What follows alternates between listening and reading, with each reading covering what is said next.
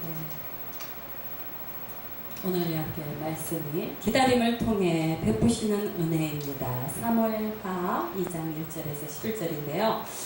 첫 번째, 하나님은 기다리는 사람에게 풍성한 은혜를 베푸십니다. 하나님은 광야를 통해 기다림의 훈련을 받게 하시죠. 우리가 이렇게 주님의 일하고 또 뭐 여러 가지 어떤 일을 할 때 이렇게 또 싸우는 일도 있지만은 안 싸우고 이렇게 인내하며 버티고 그런 걸 이렇게 또 묵묵히 잘하는 사람도 있습니다. 우리가 그게 인내라고 그러죠. 그래서 우리가 여러 가지 뭐 다투는 일도 있고 뭐 여러 가지 많지만 그것도 하나의 시험, 하나님의 훈련, 우리가 훈련 속에 죽을 때까지 우리는 훈련을 받습니다. 그래서 하나님은 광야의 기다림을 통해 우리를 겸손하게 만드십니다. 우리 이렇게 원수처럼 막 해도 결국에는 친해지잖아요. 그런 싸움으로써 더욱더 친해지는 그런 법을 이렇게 또 하나님께서 또 알게 해주시고, 모든 일 정말 우리가 주님의 일 한답시고 이렇게 봉사하고 소리 없이 해야 되는데 막 시끄럽게 하는 사람도 많죠. 그러나 우리가 주님의 사람이라면은 우리가 정말 왼손 모르게 오른손 모르게 주님의 일을 또 많이 하는 그러한 분도 참 많습니다. 우리 신명기 8장 2절에 보면요, 내 하나님 여호와께서 이 40년 동안에 너로 광야의 길을 걷게 하신 것을 기억하라 그랬습니다.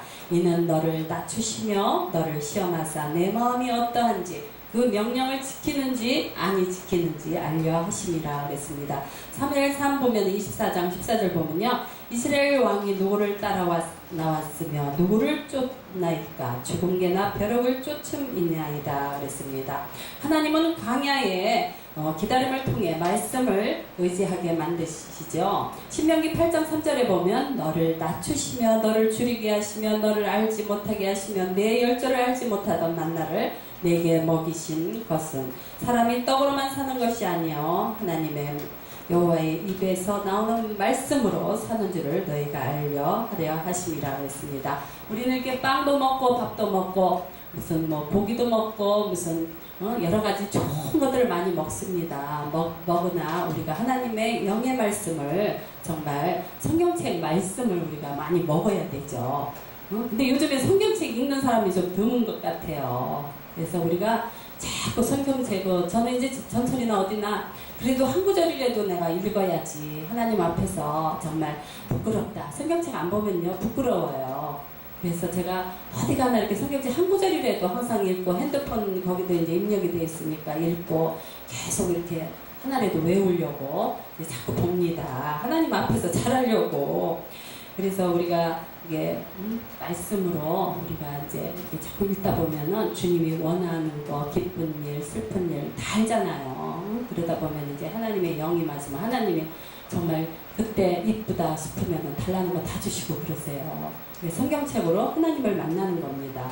그래서 저도 옛날에 보면 왜 성경책을 저렇게 읽을까? 옛날 이야기를 왜 이렇게 읽을까? 하고 이렇게 생각을 했는데요. 성경책 안에 하나님 말씀이 다 담아져 있는데 우리가 참 미련했구나. 막 이랬어요.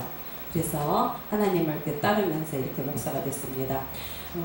하나님은 광야의 기다림을 통해 사람을 또 키우도록 도와주십니다. 첫째, 하나님을 경외하는 법을 가르쳤습니다. 우리 이렇게 미국에 보면은 교과서에 보면은 성경책이 있는데 우리나라에는 막 자꾸 뺄라 그러잖아요. 없어져요, 자꾸. 그래서 우리 시편 34장 11절 보면 너희 소자들아 와서 내게 들으라 내가 여호와를 경외함을 너희에게 가르치리로다 그랬습니다. 우리 이렇게 여호와를 경외하면 아들이 잘 되고 사업도 잘 되고 교회가 잘 되고 모든 것이 다 잘 돼요. 이게 영적으로 부하면은 육적으로 부하면 영적으로도 이렇게 부하더라고요. 제가 그런 체험을 했거든요. 그래서 정말 하나님 말씀대로 우리가 앞으로 더욱더 노력하면서 살아가야 되지 않나 생각합니다. 둘째, 하나님이 세우신 질서를 잘 지키는 법을 가르쳐 주셨죠. 사무엘상 24절 10절에 보면요, 오늘 여호와께서 굴에서 왕을 내 손에 붙이신 것을 왕이 아셨을 것이나이다. 혹이 나를 권하여 왕을 죽이라 하였으나 내가 왕을 아껴 말하기를 나는 내 손을 들어 내 주를 해치 아니하리니 그는 여호와의 기름 부음을 받은 자가 몸이니라 하였나이다 그랬습니다. 며칠 전에 어떻게 기독교 방송을 보면 목사님을 갖다가 진짜 막 해도 된다, 막 욕해도 된다, 막 이런 식으로 안 좋게 막 표현을 하더라고요. 어디 방송을 보다가. 그래서 제가 전화번호하고 이름까지 다 적어놨는데 절대 주의 종 기름 부은 자는요 건드리지면 안 돼요.